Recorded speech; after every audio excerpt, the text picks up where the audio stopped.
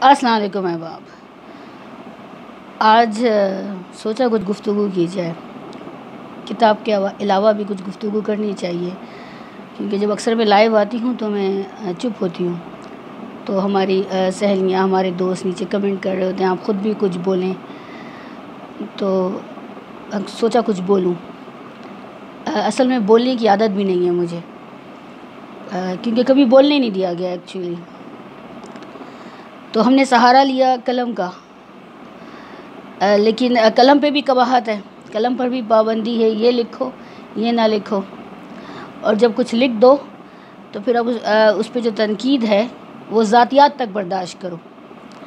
हालांकि कोशिश होती है कि उमूमी मसाइल पर, जो हमारे माशरे में चले उमूमी इज्तिमाई मसाइल, उनके हवाले से ही लिखूं और उन्हीं के हवाले से गुफ्तगू भी करूं। लेकिन पिछले दिन एक पोस्ट लगाई थी कराची के हवाले से, जो जिस पोस्ट का हवाला दे रही हूँ वो एक घर में चोरी के हवाले से थी। शायद आप लोगों को याद हो, बहुत से हमारे अच्छे दोस्त हैं जिनको मेरी पोस्ट याद रहती हैं, मुझे भी अपने दोस्तों की पोस्ट याद रहती हैं।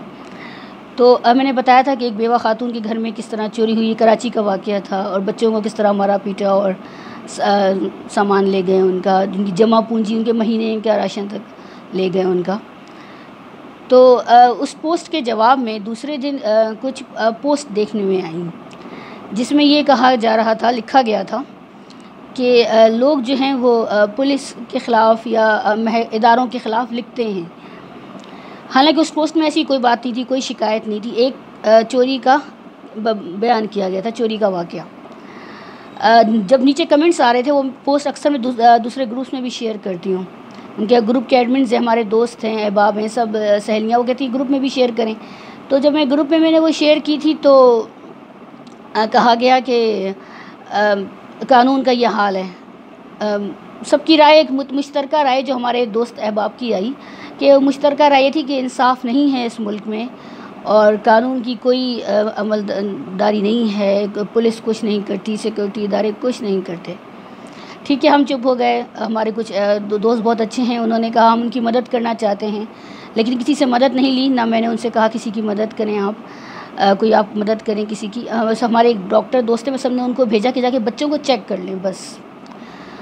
तो अब पिछले दिनों जो वाक़या हुआ है मोटरवे पर, हम सब बहुत दुखी हुए, हम सबको धचका लगा, ख़ास तौर पर ख़वातीन को बहुत धचका लगा, बहुत शौक़ लगा, बहुत सदमे में। मैंने नींद की गोलियां खाई, मुझे नींद नहीं आ रही थी, मैं जागती रही 2 रात तक कि ये क्या है। क्योंकि हम सोचते थे कि हम बच्चे की उंगली पकड़ के निकलेंगे तो शायद हम सेफ़ होंगे, हम महफूज होंगे।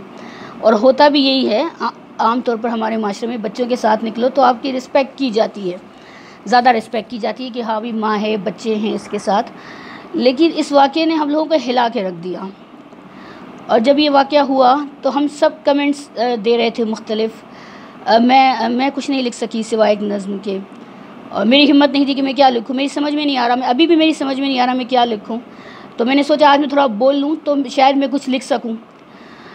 तो जब मैं कमेंट्स देख रही थी आप अहबाब के, सब के मुख्तलिफ वॉल्स पर मुख्तलिफ पोस्ट देखी मैंने, सबका एक जो है वो बयानिया था कि रियासत जो है वो इंसाफ देने में नाकाम है। आज से नहीं, पिछले 70 साल से रियासत इंसाफ देने में नाकाम है। तो मेरे अज़ीज़ हमवतनों, मेरे प्यारे बहन भाइयों, जब हम ये बात कहते हैं तो आप इस बात के ख़िलाफ़ क्यों हो जाते हैं? आप ये क्यों कहने लगते हैं कि ये गद्दार हैं? रियासत की पॉलिसी पर तनकीद करने का हरगिज़ ये मतलब नहीं होता कि कोई शहरी गद्दार है, कोई सरकारी अफसर गद्दार है। आपने इस वाक़े के बाद गैर ज़िम्मेदाराना रवैया देखा, नीचे से लेकर ऊपर तक गैर ज़िम्मेदाराना रवैये का मुज़ाहरा किया गया।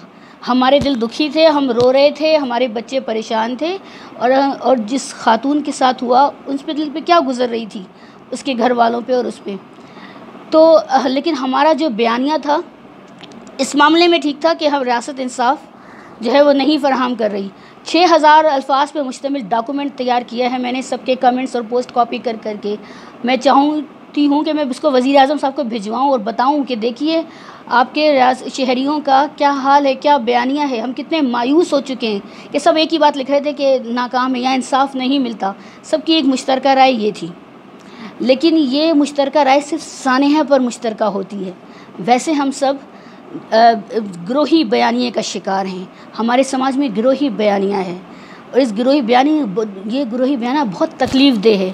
جب ہم کراچی میں کسی ناانصاف کی بات کریں تو کہا جاتا ہے یہ اتنا نوٹس نہیں لیا جاتا. یہ کہنے لگتے ہیں بعض لوگ کہ بھئی یہ تو ریاست کے خلاف بول رہے ہیں. ٹھیک ہے. پھر جب ہم بلوچستان کے لاپتہ افراد کی بات کرتے ہیں تو پھر کہا جاتا ہے یہ وہاں کچھ ہوا ہوگا تو انہوں نے کیا ہوگا. وہاں کی ماؤں کی تصویریں آتی رہتی ہیں, وہاں کی بیٹیوں کی تصویریں آتی رہتی ہیں, وہاں کی بہنوں کی تصویریں آتی رہتی ہیں, وہاں کے بچوں کی تصویریں آتی رہتی ہیں. ہم یہی کہہ دیتے ہیں کہ یہ ریاست کے خلاف کر رہے ہیں.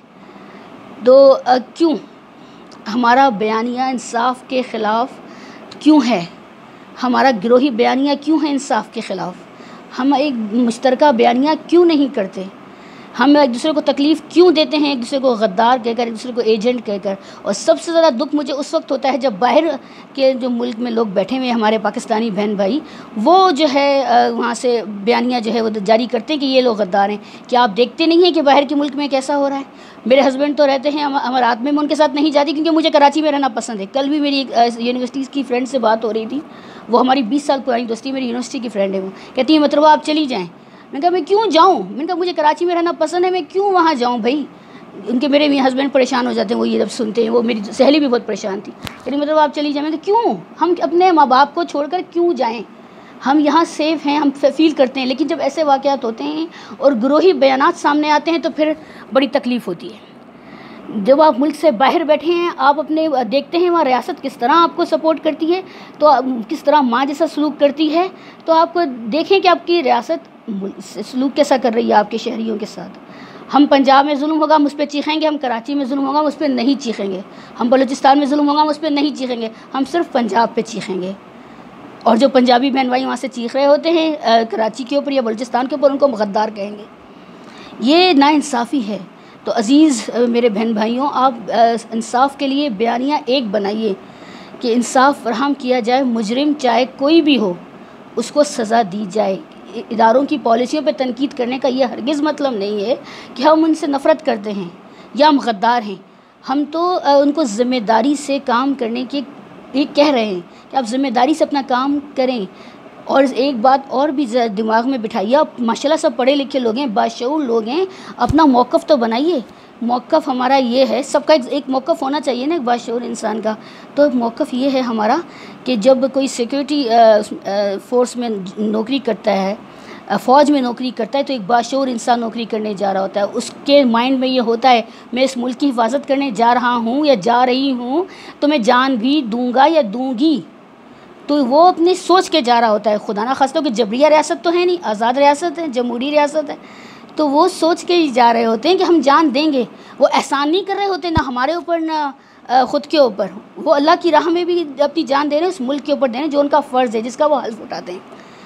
لیکن اگر کوئی حلف اٹھا رہا ہے تو اس کا فرض ہے کہ وہ ہمارے عوام کی جو ذمہ داری ہے اس کی حفاظت کی وہ پوری کرے. اور جب وہ پوری نہیں کرے گا تو آف کورس ہم تنقید کریں گے, ہمارا موقف ہے, ہم تنقید کریں گے. تو اس تنقید کے اوپر ہمیں یہ نہ کہا جائے, نہ ہمارے دوستوں کو, نہ ہمارے اساتذہ کو, کہ ہماری یونیورسٹی کے اساتذہ کو کہہ دیا جاتا ہے کہ بھئی آپ 40 سال 50 سے لوگ پڑھا رہے ہیں, وہ ایک ٹویٹ کر دیتے ہیں تو آپ ان کے یہاں نیچے 20 سال کا بچہ اس کو گالی دے رہا ہوتا ہے 70 سال کے بزرگ کو کہ آپ غدار ہیں. یہ پالیسی چھوڑنی ہوگی. یہ مقبول بیانیے, یہ مصنوعی مقبول بیانیے ہیں, ان کو چھوڑ دیجئے. جس طرح ہم نے ابھی سب نے احتجاج کیا ایک ماں کے اوپر, ہمارے ساتھ ایسا ہوا, تو ہم سب کو احتجاج کرنا ہوگا ایک سماجی بیانیے کے لیے. ایک سماجی بیانیہ بنائیے جس میں انصاف کی فراہمی ملک کے چپے چپے میں ایک سی ہو, یکساں ہو, اور مجرم کو سزا یقینی دی جائے.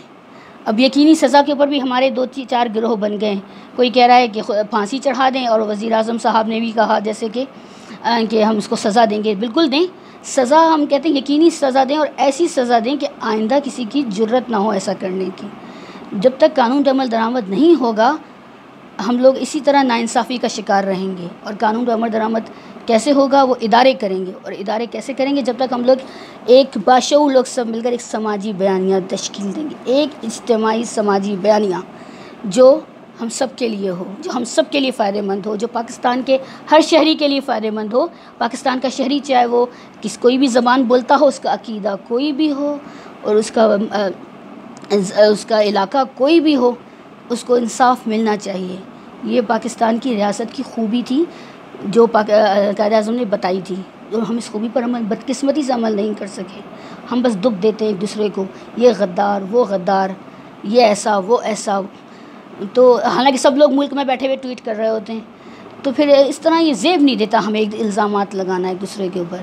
اگر ہم اچھا معاشرہ تشکیل دینا چاہتے ہیں جس میں ہمارا دل نہ دکھے بار بار بری خبریں سن کر، کبھی زینب کے ہم واقعہ سنتے ہیں، کبھی مروہ کا سنتے ہیں، کبھی ہم کسی بچے کے گولی مارنے کا سنتے ہیں، کبھی کسی بچے کو کاٹ دینے کا واقعہ سنتے ہیں، کبھی ہم موٹر وے پہ محفوظ نہیں، سیف نہیں کرتے اپنے آپ کو، تو ہمارا ایک بیانیہ ہونا چاہیے، ایک سماجی مشترکہ بیانیہ۔ تو خدا کے لیے ایک بیانیے پہ آ جائیے۔ بہت شکریہ۔ السلام علیکم۔